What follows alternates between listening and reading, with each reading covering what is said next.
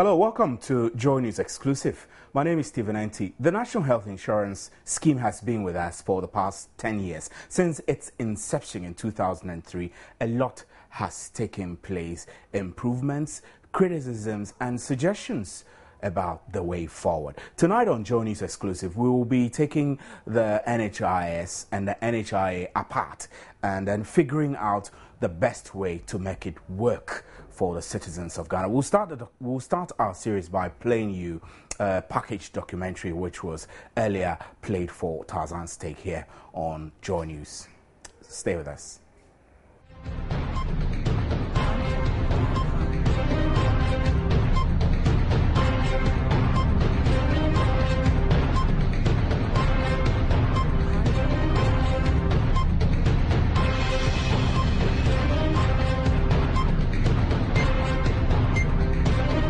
It is indeed a social protection system that has benefited particularly people in rural communities. But what is important is that the urban and the peri-urban should also, be taxed to get themselves insured.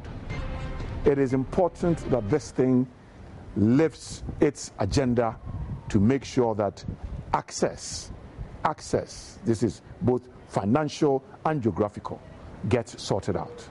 10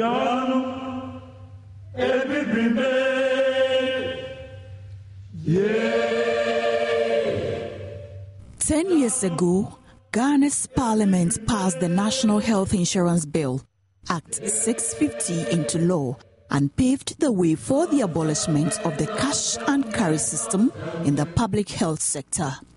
Although the passage of the law was dogged by partisan dogfights, the NHIS has survived and remained largely intact for 10 years, even as it has been beset by and continues to face a number of major challenges. The end of the road should be at a point where we should aim at perfection. So notwithstanding the challenges, I don't think it will serve anybody any good when at a point in time we say that we're withdrawing this good intention of the government for its people. The only problem that I see is that the identification problem is there. And then a model problem is there, because it looks as if the doctors are going to receive the monies paid according to how many people come to the clinic. Public health provision in Ghana was founded on the basis of the free healthcare module. However, as the country's economic challenges mounted, free healthcare became increasingly unsustainable, leading to the introduction of token fees in 1972, which was to become a full-fledged use fee-based system in 1985, called cash and carry. Under the cash and carry system, all those who sought treatment at public health institutions were required to make a cash deposit before they would be attended to. The requirement to deposit cash applied even in cases when patients had been brought into the hospital on emergencies. The need to pay cash before service applied at every point of service delivery with no exception whatsoever. If you go to hospital, they frustrate you, so I better make my mind not to have my money, I go to hospital. They assess me very fast and I go home. Say because of I don't know. The papa woman I was say the mound. Yeah, fair mount. Nay, ma palan in Honka Kawana and no boy did not want some publish me at our bontain. Because of an intimidate. Many grand young my woman may be that. When Ghana returned to democratic constitutional rule, Ghanaians used their newfound voices to express abhorrence and total disenchantment with the cash and carry system. It was therefore natural that those offering themselves for political office made the abolition of the scheme as a key commitment of their manifestos. After a number of pilot schemes had been tried, Parliament started the process of preparation and deliberation of a new law to establish a health insurance scheme.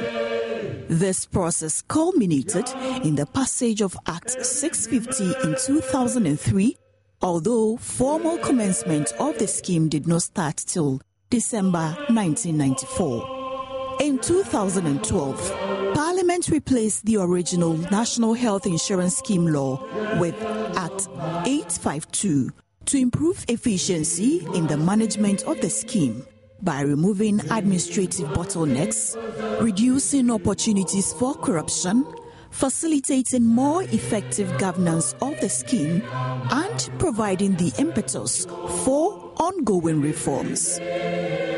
With the issuing of cards, we have a waiting period initially. So when you register, you wait for some time before you get your card. But even now, we are going biometric. So in the not long future, you register and instantly you get a card. It's being piloted in some schemes, and very soon it will be rolled out nationwide. The objective of the NHIS is offering every adult the opportunity to make contributions into a fund so that in the event of illness, their treatment would be paid for from the fund. Although aimed at offering universal coverage, subscription to the NHIS is by voluntary personal choice, although the sources of its funding give automatic coverage to those who contribute to the SNIT scheme. The NHIS offers 3 types of health insurance schemes, namely the district-wide mutual health insurance scheme, the private mutual health insurance scheme, and the private commercial health insurance scheme. The district mutual health insurance scheme is managed by government, while the other 2 provide top-up support through private subscriptions by individuals and corporate bodies. In total, we have 188,772 active membership as at September 2013. The district mutual health scheme covers about 95% of all known diseases in Ghana, including malaria, diarrhea, upper respiratory tract infection, skin diseases, hypertension, diabetes, and asthma. Certain diseases were, however, excluded from the benefit package because it was considered to be too expensive to treat. Currently, these include optical aids, hearing aids, orthopedic aids, dentures, beautification surgery treatment of chronic renal failure, heart and brain surgery. Now, with the advent of National Health Insurance Scheme, where acute emergency services, you have an opportunity of going to the facility 3 times in 2 weeks. Say you have malaria, you have 1 visit and 2 reviews. So these number of visits has also increased the volume of claims that get to us. In theory, the NHIS is funded from 7 distinct sources. However, sustained and reliable revenue comes from 3 main sources, namely a national health insurance levy imposed at the rate of 2.5% on the supply and import of goods and services, a levy on social security contributions, premiums, whose levels depend on the socio-economic status of the subscriber. The reality is that only about 30% of the entire subscriber base of the NHIS pays any membership premium at all. I know that financial sustainability is a problem, but that is why some of us have said that the community-based health planning and services, which is the CHIPS program, which is the peripheral health service delivery system, must be rolled out, because for me, it is in that the Health Insurance Authority or the system will be financially secure. A decade after its establishment, the NHIS is considered by every Ghanaian living everywhere as one of the finest pieces of social engineering policies in our history. The partisan joking which bedeviled the development of the scheme has given way to a consensus that has reduced political debate to who can manage it best and who is destroying it most. Unfortunately, the celebration of 1 decade of the NHIS has coincided with major challenges which threaten to derail the scheme and return us to the dreadful and weary days of cash and carry. It was a charge by His Excellency the President then, President Kufuor, that in the lifetime of that Parliament, cash and carry was to be abolished. 10 years later, cash and carry is practiced in all our health institutions. And because of that, it is very easy to prefer the person who is coming to pay cash in a health facility to the person who is insured, and therefore the money will be paid later. It therefore always puts the insured person in a rather bad light. That should stop. The NHIS is being starved to death as statutory deductions and contributions earmarked for the NHIS are being diverted for other uses. Already, many of the service providers, including public hospitals, have returned to cash and carry operations. Private doctors are crying foul about the levels of incentives to enable their full participation. So they should remember that the 90 days should start from the day that I started looking after the first patient. I have already collected money in April for May. I don't collect the money to look after the May people at the beginning of May or even on the 15th of May. What about the people who come on 1st May? I have to look after them. So I will collect the loan from the bank at the end of April. So by the time they have not paid me the May bill, that will be about 5 months. People who join the scheme are tired of having to wait for nearly a year from payment to full enrollment. Many are so chastened by the experience that they abandon their subscriptions after only 1 year. The treatments they give to people who don't have health, who don't have health insurance is better off than we, the people, having health insurance. So I quit using health insurance, I think 5 years ago. Me call hospital one pay. Na yema me do na me de be finti manko bi enti e wuse si afiansa na me prepare ako renew bi. In the words of the current chief executive of the NHIS, the 10th anniversary is a good time to take stock and re-strategize for the future and improve on the achievement of the scheme. However, the question that many Ghanaians want answered is, will the NHIS be still alive 10 years from now? Or will the ghost of cash and carry be resurrected to pick our already empty pockets before we can be treated for the symptoms of the curse of the Dutch disease?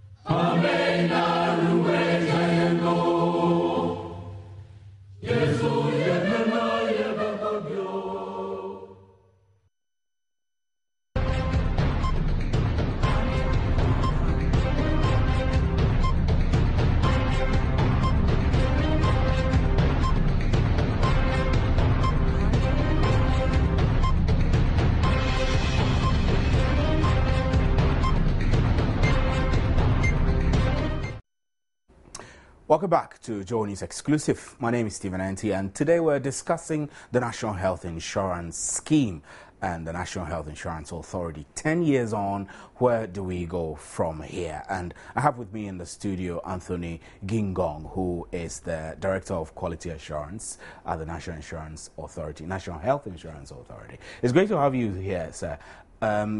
Watching the first package documentary, key issues that came up was that the National Health Insurance Scheme is gradually, healthcare generally in Ghana is gradually turning back into the cash and pay that we were used to, and that's not nice. 10 years on as Quality Assurance Director, how would you assess the National Health Insurance Authority and the insurance that it provides for healthcare delivery in Ghana? Yeah, thank you very much. Good evening to your numerous viewers, and I appreciate coming here for the first time. I think when the law was passed in 10 years ago, the current situation was not oblivious. We were very clear in our minds that from 2008 onwards we begin to have challenges with the fund. So it was not something, or the current situation is nothing new. Again, let me... Really? I'm surprised. So yeah. From its inception, yes, you were aware, or yes, you took into consideration the fact that 10 years on, or a couple of years ahead, there will be constraints with funding? Sure. The first actuarial study which was done indicated that by 2008, the fund will start winning, which obviously is what is happening. But let me say that the law, and I heard one of them say the law was passed to abolish cash and carry. Let me say that there's nothing in the law that talks about abolishing cash and carry, because the scheme itself is voluntary. You know, once somebody chooses not to register, there's nothing in the law that compels the person to register. However, let me say that the scheme's presence in Ghana has been a blessing to the whole country. We are talking at a time that by the close of 2012, we had not less than 23 million visits to health facilities paid under National Health Insurance Authority. So there's so much hope. We are talking at a time... But the frustration people go through, the service providers complain of delays in their payments, this doesn't add up to a good story. The delays in payment must be taken in its own context. First and foremost, when a provider prepares a bill, the bill goes through a process, and that is why in the law it was captured and a minimum period of 90 days was given. You know, sometimes when the provider brings the bill, he expects payment to be done instantly, but that's not what is happening. Again, we also look at it that the funds are not generated by the authority itself. The funds are generated and kept by central government, which passes through processes before it gets to the National Health Insurance Authority. I think that health care is a concern for everybody. Those at the authority can be patients or clients at the healthcare facilities and will love to pay promptly as the bill comes. So what, are you mooting that the generation of the funds or the keeping of the funds should be made the sole prerogative of the insurance authority to make it easier? It's not I who is mooting, it's not the authority that is mooting, that is what is in the law, that the funds should be put in. But again, maybe Parliament has to look at the whole law again and see, because there's a superior law that also says that all government revenue should be paid to the Minister of Finance. So we need to look at it, and then if we can divide the dichotomy, the antagonism in that law, then we are sure that we can get somewhere. However, let's also look, even the amount that is put in the health insurance fund, is it adequate to take care of the needs, to take care of the bills that come? I will say no. So again, we need to look at how to resource ourselves, how to get extra resources to add into the current fund that we get, and see how we can meet the demands of the healthcare providers. We also need to look at the pricing system of our medicines and non-medical consumables in this country. No, because every day prices escalate. You can agree on tariffs today, tomorrow the market changes. Let me say that, my brother, in Korea, the national health system decides how much they pay for all medical and non-medical consumables. Once it is going to be used for patient care, they decide. So an importer cannot decide, or a retailer cannot decide how much he sells these products to the healthcare facilities. But that's the point. That's the reason why you are introducing the capitation. In this country, you have a situation where everybody who imports decides to put any price, and they wait. When we agree on tariff with the provider, they look at the tariff we have agreed on the provider and set it as their denominator. Now they begin to top up. So the provider at every given time receives less than he should have received. So this is what policy should look at. Right? Ministry of Health should take it up. Even Parliament can look at it again. So that we begin. I'm not asking for price controls in this country, but I'm saying that with medical consumables, we need to look at it carefully. But I raised the capitation. The capitation was introduced or piloted in Ashanti region for some of these reasons. None of the reasons mentioned so far. Okay, so tell me why the authority was pushing for the capitation. Let me first of all state that the introduction of capitation is not new. It is captured, and it is the first preferred provider payment method put in the law. That's the old law, Act 650. So it is nothing new. As policy, they foresaw that there will come the time that we will need to introduce capitation. We have introduced capitation. There are challenges, but let me tell you, those challenges, unfortunately, in this country, when there is a small mistake, we want to discuss that one and leave the bigger benefits that we are getting. As we talk today, when you go and talk to the patients who are under capitation, they will tell you that, look, the relationship between we and our doctors, and you know in Ghana, once you are working in the hospital, you are a doctor, our doctors now have gotten closer to us. That I tell you, my doctor just called to remind me that my card will expire. My doctor calls me by my name, no more patient. You know, these are all benefits. We're talking about quality of care. We introduce capitation so that we can advance monies to providers early. And that's exactly what we are doing. Those under capitation, the capitated money goes earlier than those under DGRG. So it was, and again, with capitation, it has brought efficiency in the system, both at the National Health Insurance side and also at the provider side. Let me tell you that provider record keeping has become more accurate. Patients are now able to follow one particular provider until they are fully cured, instead of jumping from one provider to another, instead of shopping from one provider to another. This all has come to improve the efficiency and quality of care in the system. There are challenges. We will not shy away from that. For example, the data even is creating challenges for us. We are working on it, and that is why we have introduced biometric, so that when you visit any facility, once you slot in your card, all your details will come up. That's why we are introducing it. That is why we are introducing electronic claims payment system in the country, so that the patient, once the provider takes an inputs, and let me tell you, my brother, all those who are on electronic claims and have presented their claims have been paid up to September. Because their claims come early, it is vetted early, and you immediately pay. There are a lot of efficiency measures that we are introducing, and I believe that that is the basis for saying that we are commemorating this 10th anniversary. We are not celebrating. There's more tasks ahead for us to sit and celebrate. We haven't achieved what we set up to achieve, so we cannot celebrate. We want to also buy experiences from all over the world, so that together we can see how to improve the healthcare system and healthcare delivery in this country. Well, it all sounds pretty good from the expressions that we're hearing from Mr. Gingong. And but there being other concerns, there being criticisms that the scheme is dying, and then there being complaints that the capitation and the jumping from one payment scheme to the other is not helping the scheme. Let's take a watch the second part of our packaged documentary for Nhis exclusive. Stay with us.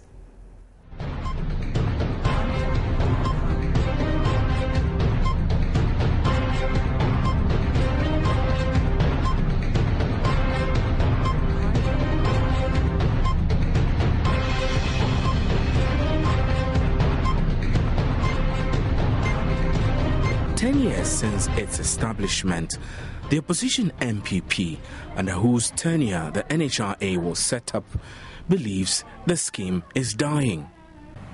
Ghanaians should look very carefully at all the institutions that are essential to our well-being. Institutions that are set up by one government or another government, but are maintained in their proper form by succeeding governments, because those institutions are seen as in some way critical. And all these institutions that we have, that were set up, have been put at risk by this NDC government. The NHIS is a case in point. Here is something that was making a real difference to the health of our people, a huge difference to the health of our people. That it was set up by the NPP is immaterial. What has to happen is that you must give it proper management.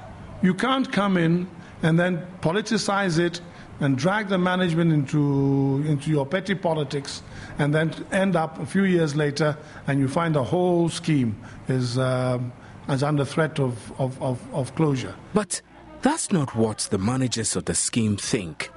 CEO Sylvester Tete believes the scheme has done tremendously well despite the numerous challenges. We had a chat with him at a recent NHIS conference to climax the 10th anniversary. Active members, he says, have jumped from 1.3 million in 2005 to 8.9 million as at 2012, with claims payment also moving from 7.6 million in 2005 to 660 million in 2012. Funding is being handled by our distinguished Honorable Minister for Health, and this has to do with increase in the NHI levy as an option, review of exemption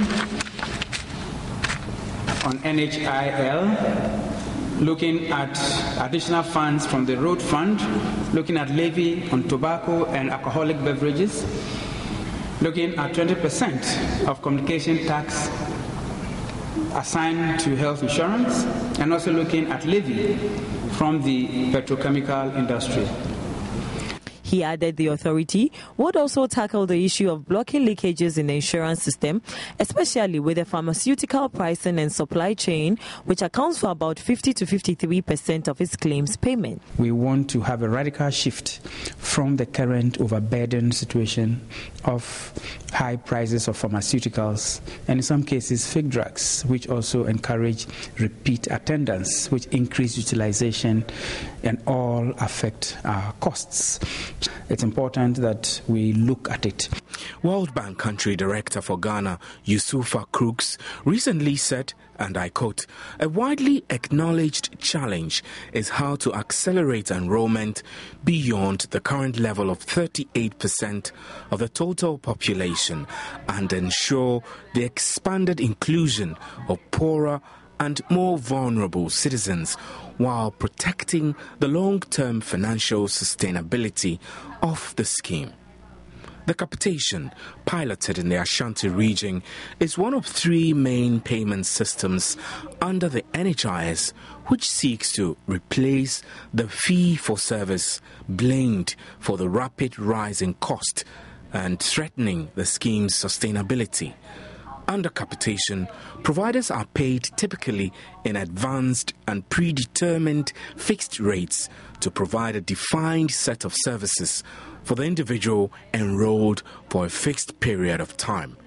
It was considered to have the tendency of improving the viability of NHIS, simplifying claims processing, and addressing difficulties in forecasting and budgeting. But the Ghana Medical Association holds the view that jumping from one payment system to the other without thorough review of cost-benefit analysis is not exactly good for the scheme. The scheme over the years moved from fee-for-service payment system to the Ghana Diagnosis-Related Group Fee payment, and now the capitation currently being piloted in the Ashanti region and yet to be rolled out nationwide. For the Ghana Medical Association, moving from one form of payment to the other should be thoroughly revised. The NHIA should not panic from one program to the other. They don't exhaust the programs and they go to another program. And very soon we exhaust all the payment programs. And where do we go? As I speak with you now, there's a capitation pilot in Ashanti region. It was supposed to be for 1 year. We are now in November and we know there's no direction. Where are we moving from there? Are we expanding to the whole country? Have we learned any lessons that we need to roll over? The last meeting that we had, the Ghana Medical Association, our 13th public lecture, the general consensus was that we must stop capitation now, revise it before we roll it over the rest of the country. Meanwhile, service providers are calling for a direct access to the NHIL fund, as the current system of accessing the fund through the Ministry of Finance causes the delay of claim payments to service providers.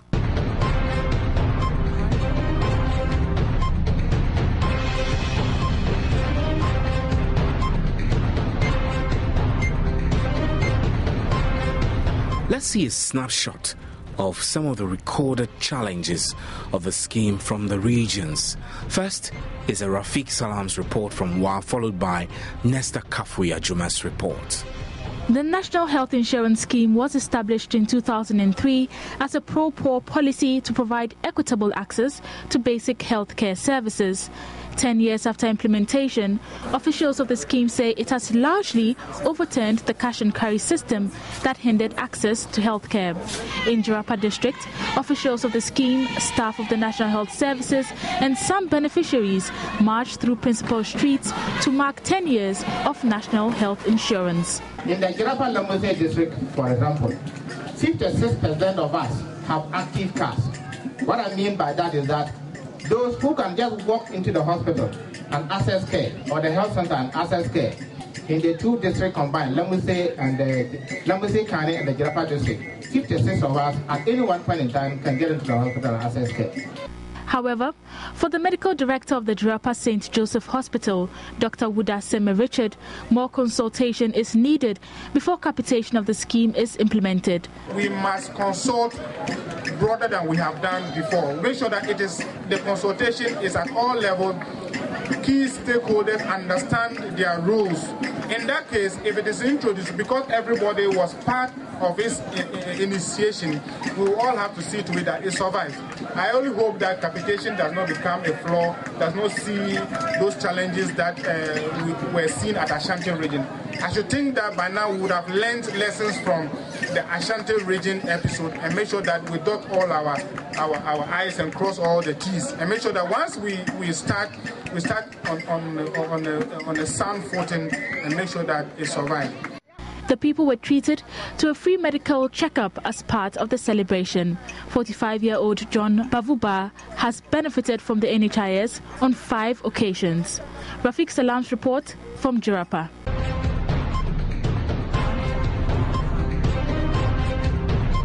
Due to widespread poverty in the Wenchi municipality in the Bunafu region, many people are not in the National Health Insurance Scheme. Some find it very difficult to get 3 square meals per day. Thus, putting money towards health insurance is an unaffordable luxury. This situation has prevented the most vulnerable from accessing health care. Thus, it was not surprising to see these people struggling to register and renew their NHIS card membership when they got the opportunity to do it without paying.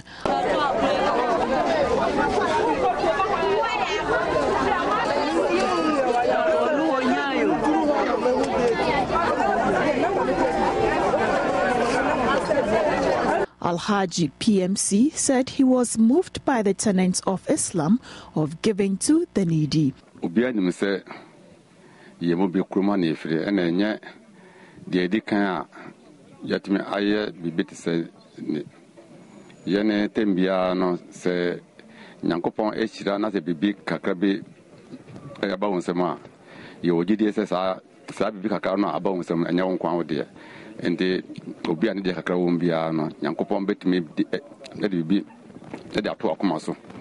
It took 2 days to register 1,000 needy people in Wenchi municipality.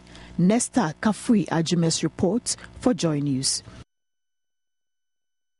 Well, getting an NHIS card is a big deal, adding to the tons of challenges the scheme faces. Currently, persons who register with the National Health Insurance Scheme have to wait for 3 to 4 months to get their IDs, and in some cases, they never receive it at all and have to go through the whole process again.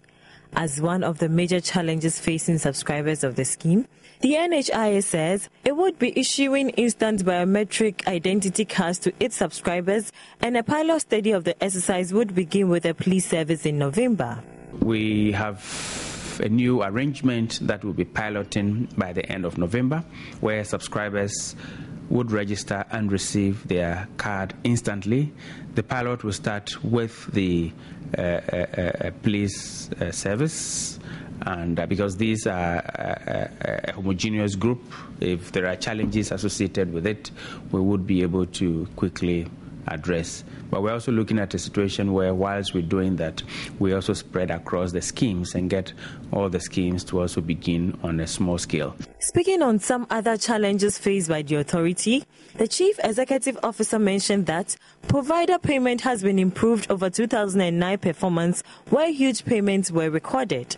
Our payment arrangement to providers has improved.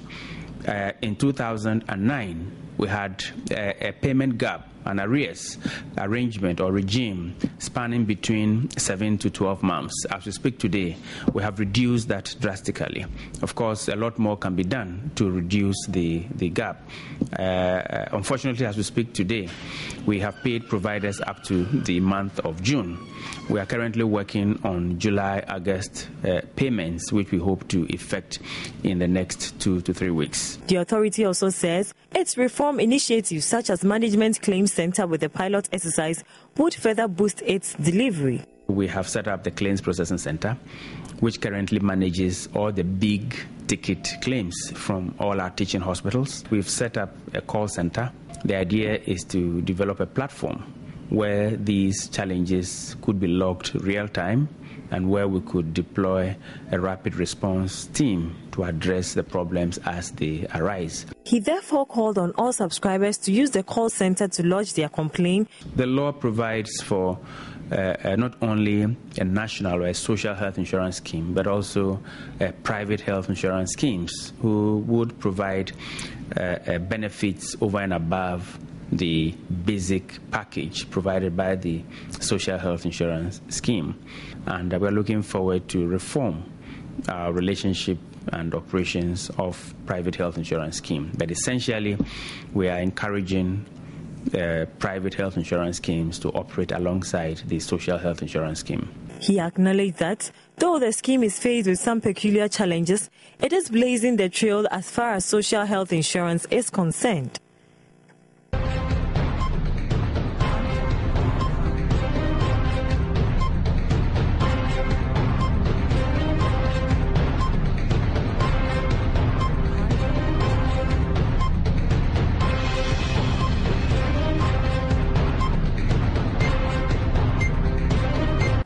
The World Bank country director is of the view that broader and tough discussions on bending the cost curve, including examining the content of the benefits package and measures to promote the rational and efficient use of drugs, as well as possible complementary and innovative funding sources, is critical if the scheme is to be sustained.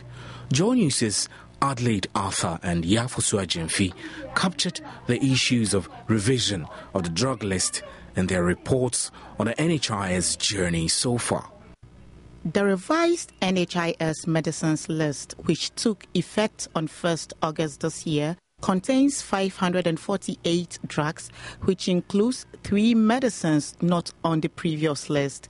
The authority says regular review of the medicines list is necessary to ensure that prices of medicines on the NHIS list reflect market trends. Reviews will be done on an annual basis, and we've done the review of medicines this year, we've done the review of tariffs this year, and so next year we'll be looking forward to reviewing the medicines list again and also reviewing the tariffs.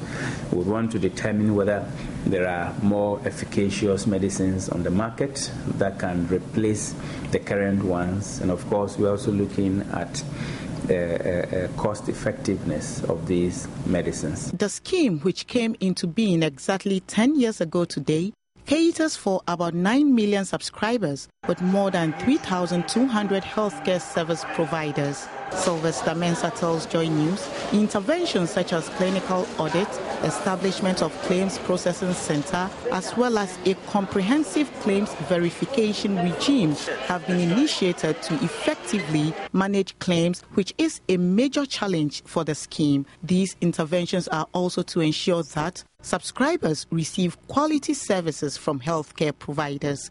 The claims verification goes beyond sampling. It goes to the point of assessing all claims that have been submitted by a district, by a facility, from month to month, counting every single claim and reconciling the claim figures with the tally sheets and the amounts that we have paid in a bid to dig further into the whole issue of integrity of the claims that we pay. It is part of the quality assurance system that we have to ensure that we have value for money, that the taxpayers' money is put to good use. The scheme, he says, will not tolerate members who default on renewal of premiums. We are trying to instill some level of discipline in our membership, and importantly, to avoid the trap of having what is technically referred to as risk selection or adverse selection, where you have a scheme full of sick people that people only register when they are sick. We have had situations where people on their sick bed have tried to take pictures to be sent to our offices to get a card with the hope that they would have free care delivered to them. That is what we want to discourage. The new health insurance law passed in 2012, however, makes it mandatory for every Ghanaian to register with the NHIS.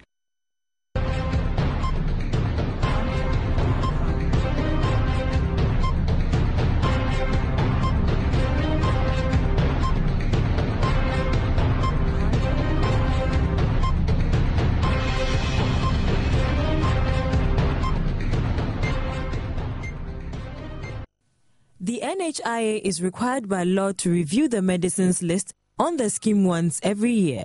But since 2011, officials have failed to do so. The situation made access to medicines under the scheme very difficult and cumbersome. The calls for the review was necessitated after it realized drugs for certain ailments under the scheme were either not available or were no more effective in combating the ailment. But authorities say the new revision would ease the dispensing process. The reason why people didn't have those medicines was because the facilities and the pharmacies felt that the prices were too low, so they would ask people to pay for them. But having gone through this exercise with stakeholders, we are very hopeful that we have come out with prices that will be acceptable by all. The previous list of medicines on the NHIS contained 552 formulations of medicines. The revised list have 7 medicines removed and 3 new ones introduced. Now, sometimes the patient may require smaller volumes, and dispensing the bigger volume comes at a greater cost. So we thought it was prudent to add the 30 ml volume as well. So these are some of the reasons that justify the inclusions. The deletions were done because of evidence sometimes that the medicine's use has been discontinued. Some for some of the risks that have come up, for instance, rosiglitazone has been withdrawn because of evidence of some possible cardiovascular risks. Officials also deny suggestions that the scheme had collapsed and notes the biometric registration of the military and police personnel is still ongoing, and a review process will be done soon to roll it out nationwide. Equally important to the registration of new beneficiaries, particularly the poor, would be the need to inform and educate the public about the benefits of the scheme, for example, of the free maternal care program, so that they can be motivated to register and be empowered with an informed voice to demand good services from providers. The NHIS indeed needs reform. But the question is, what reforms are efficient and capable of enhancing the scheme?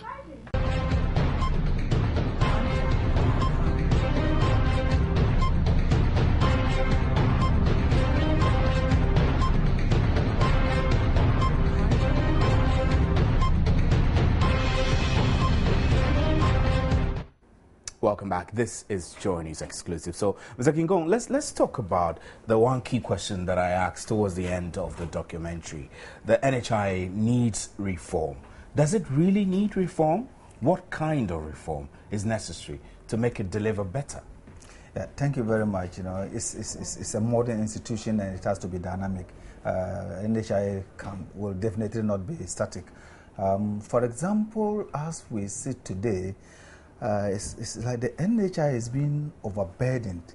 You know, when you talk to people, it's like the NHI is taking over the job of Minister of Health, and meanwhile, it's supposed to just do. It's just a payer for healthcare services being delivered at healthcare facilities. If you take a situation where the demand for the demand, I just need to be a little careful. The demand for NHIA to do so many things as if NHI is Minister of Health. It's something that we so need you to are under look pressure. at. With something that we are really under pressure, and I think that some of the funds that go into to support other activities, we need to look at it. But I've also noticed that you've done a lot of praise singing of good things and etc. And the fact that health has improved with the ascent of the health insurance scheme, etc. But there are teething problems. Even the issue of capitation, which we talked about earlier, there are concerns. I mean, you didn't even address the issue that the Ghana Medical Association raised, that jumping from one payment scheme to the other is not exactly healthy to the scheme. So tell us, what are some of the difficult things that your scheme is facing, really? You know, it's easier to pay claims value, a total annual claim value of 1.5 million Ghana cedis than 660 million Ghana cedis, as was in 2004 and then 2012. So definitely, as we pay more, we will definitely have more challenges than it used to be. So you do have challenges? We do. We have never shied away, and we will never shy away. And you need more money? We need more money. So the premiums are going to increase? We also need efficiency. We need more money. We also need efficiency. We are working as an institution mandated. We will work on the efficiency. But we don't have control. So where is the more money going to come from? Increment in premiums, right? That's what you're proposing. That is why we have to talk together as a country. We need to take a decision. This is a social intervention. What do we have to do as a country? Because there are competing needs. Which one do we shut to take care of our health? That we have to discuss it as a country. An individual cannot say it. We need to cross-pollinate our ideas and then find out what we should shut and then support. So what, you can't tell us if you need more money, whether premiums would have to, of necessity, increase? It will excite you to know that premiums form less than 4% of the total revenue that comes. And that the premium we pay is just to allow commitment from the individual. Again, the premium we get, if you take the total membership that is close to 9 million, just 30% pay premium. So are we going to overburden this 30%? No. So we may need to review the premium payment system. Again, the current premium that we are dealing, that is what we set in 2004. We haven't graduated, we haven't moved. Your income have changed, your salaries have gone up, but premium have stayed as it used to be. So as a country, what do we do? Do we have to still continue that way? We need to take a decision together. And when would that decision be taken? It was my hope that the new law would have talked about it, but it's a bit mute on that. I believe that when the LI comes, it will deal with it. Again, like we said, if you say that they should increase tax, it has its own concomitant effect on the individuals. So what do we do as a country? We throw it there for us to take a decision as a country. Well, you heard Anthony Gingon, who is the Director of Quality Assurance at the National Health Insurance Authority. And we've been talking about the NHIS and NHI 10 years on, where we're moving from here. Of course, we all agree that there is need for reforms. And like he said, the authority needs more money. And that would have to be a decision that will be taken by all the stakeholders involved in health delivery in Ghana. My name is Stephen Enti, and thanks for staying with us here on Joy News Exclusive. Thank you.